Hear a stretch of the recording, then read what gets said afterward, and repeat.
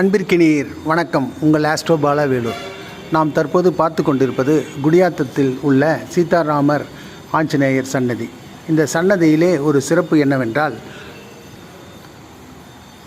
பீஷ்மர் விஷ்ணு சகஸ்ரநாமம் முழுவதையும் நாம் ஒரே நேரத்தில் படிப்பது கடினம் என்பதால், ஸ்ரீ ராமநாமத்தை சொன்னால் விஷ்ணு சகஸ்ரநாமத்திற்கு 1000 முறை சொன்னதாக அர்த்தம் என்று பிதாமகர் பீஷ்மர் அருளிய விஷ்ணு சகஸ்ரநாம சுருக்கம் ஸ்ரீ ராம ராம ராமேதி ரமே ரமே ராம மனோரமே சகஸ்ரநாம தத்துல்யம் ராம நாம வாரணே. இதை சொன்னால் போதும் அப்படின்றார். அப்போ பீஷ்மருடைய விஷ்ணு சகஸ்ரநாமம் முழுவதும் சொல்கிறது கஷ்டம் என்பதனால் நமச்சிவாயத்திலிருந்து நாவையும் மாவையும் ராமர்லேருந்து ராவையும் எடுத்து ராமான்னு சொல்லியிருக்கார்.